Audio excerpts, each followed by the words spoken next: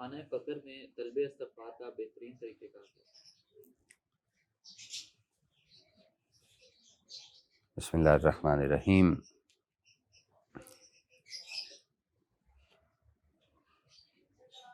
غلطیاں انسان سے ہوتی رہتی ہیں،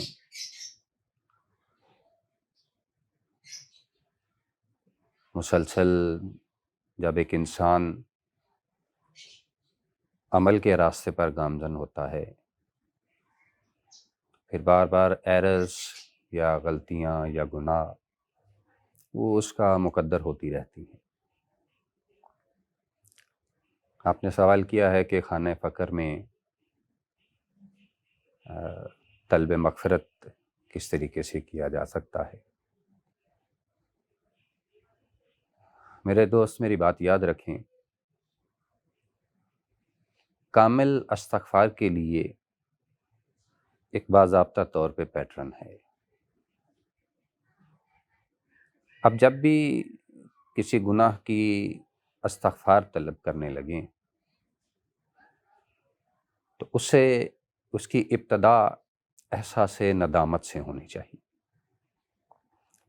سب سے پہلے گناہ گار کے اندر احساس ندامت پیدا ہو، احساس ندامت کے بعد اعتراف جرم ہو، جو غلطی اس نے کی ہے، جو گناہ اس سے سرزد ہوا ہے، اپنے غفار رب کے سامنے اپنے اس گناہ کو کنفیس کرے، کمٹ کرے کہ یہ غلطی اس سے سرزد ہوئی ہے۔ بالکل اسی طرح جس طرح ہمارے جد امجد نے اپنی استغفار طلب کرنے سے پہلے ربنا ظلمنا انفسنا کہا تھا کہ ہم نے اپنے نفوس پر ظلم کیا ہے۔ یہ اعتراف جرم تھا بیسیکلی، اور اعتراف احساس ندامت کے بعد اعتراف جرم ہے، اور اعتراف جرم کے بعد طلب استغفار ہے صدق کے دل سے۔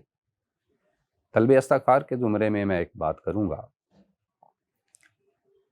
ہر گناہ گار، مجھے پھر مرشد مرشداں سید تنویر سبطین نقوی نور اللہ مرکدہ کا ایک قول یاد آ رہا ہے۔ آپ کہا کرتے تھے بیٹا اللہ بادشاہ جی سے جب بھی استغفار طلب کرو نا تو یہ تصور لے کر کیا کرو کہ اس نے ابھی مجھے معاف نہیں کیا۔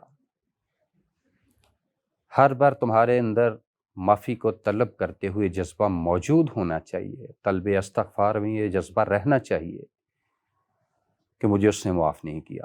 حالانکہ وہ معاف کر دیتا ہے، وہ غفور و رحیم ہے، لیکن یہ احساس اگر سلامت رہے گا کہ اس نے مجھے معاف نہیں کیا تو میری استغفار کی طلب میں شدت پیدا ہو جائے گی، اور یہ قبولیت کے لیے اور بڑی خوبصورت بات ہو جاتی ہے۔ باقی وہ غفور و رحیم ہے، وہ تو قبول کرنے والا ہے۔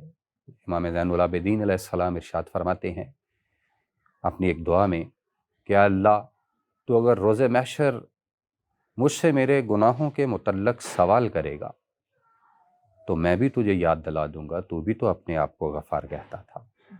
اگر میں گناہ گار ہوں تو پھر کیا ہوا، تو بھی تو غفار ہے۔